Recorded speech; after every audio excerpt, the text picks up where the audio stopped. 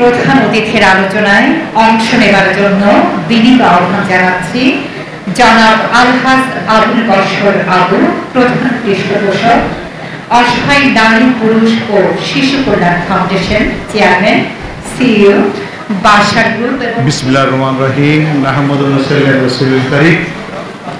আজকের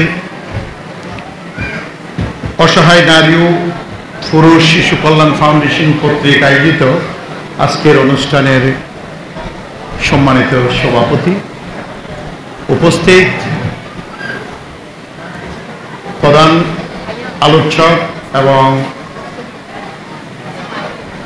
বিশেষ অতিথিবৃন্দ এবং উপস্থিত অত্র সংগঠনের সর্বস্তরের পরিচালনা পরিষদ এবং উপস্থিত সাংবাদিক মিডিয়া এবং দূর দূরান্ত থেকে আগত মেহমানবৃন্দ এবং আজকে যারা গর্বিত পিতামাতা, যারা এসএসসি জিপিও প্রাপ্ত গার্ডিয়ানবৃন্দ এবং আমার প্রাণপ্রিয় ছাত্রছাত্রীবৃন্দ, পর্দার আলে মা ও বোনেরা, আসসালামু আলাইকুম। আপনারা জানেন, আমরা একটা বুঝি শিক্ষা, সভ্যতা, বিজ্ঞান, প্রযুক্তির তত্ত্বে আমাদেরকে যদি এগিয়ে যেতে হয়, সেক্ষেত্রে আমাদের শিক্ষাকে আলাদা করে দেখার কোনো সুযোগ নাই। সেই জন্য একদিকে কোরআন এবং হাদিস আলোকে শিক্ষা, সভ্যতা, বিজ্ঞান, প্রযুক্তিকে আমাকে এগিয়ে নিতে হলে শিক্ষার্থীদের অবশ্যই যথাযথ মর্যাদায় তাদেরকে সম্মান দেখে তাদেরকে আদর্শ শিক্ষায় শিক্ষিত করার যে আমাদের পরিকল্পনাগুলো নিতে হবে। সেই পরিকল্পনায় আজকে যিনি এই সংস্থার সভাপতি এবং ওসমান ভাই এবং আমানুল্লাহ আমান আমাদের এখানে উপস্থিত হয়েছেন, আমার মামা সহকারী পুলিশ কমিশনার যে মাহফুজুর রহমান সহ আরও আমার অনেক ভাইয়েরা সহ আজকে এখানে আসলে আমাদের উদ্দেশ্য, আসার উদ্দেশ্যটা কি? আমাদের অবশ্যই একটা উদ্দেশ্য আছে।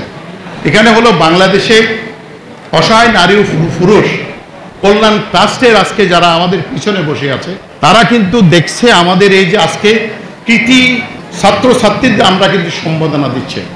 আসলে তারা কারা? এটাকে আমাদের কেউ শিখিয়েছে?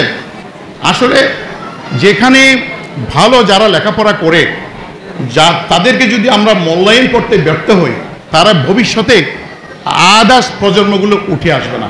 সেজন্য আমাদেরকে দেখতে হবে কৃতি যারা আজকে শিক্ষার্থীরা আছেন, তাদেরকে যদি আমরা মূল্যায়ন বা তাদেরকে যদি আমরা সম্বর্ধনার মাধ্যমে তাদেরকে আমরা যদি বলতে পারি, বলা যায়, তাদেরকে যদি আমরা উৎসাহিত করতে পারি, সেই ক্ষেত্রে আমাদের নেক্সট প্রজন্ম তাদেরকে ফলো আপ করে আমরা দেশের একটা, আজকে বাংলাদেশে আমরা 18 কোটি মানুষ, সেখানে আমরা যদি শিক্ষা, সভ্যতা, বিজ্ঞান, প্রযুক্তিতে যদি আমরা যদি এগিয়ে ব্যর্থ হই, সেখানে আমরা জাতি হিসেবে কখনো আমরা ধার প্রান্তে পৌঁছাতে আমাদের খুব কষ্ট হবে।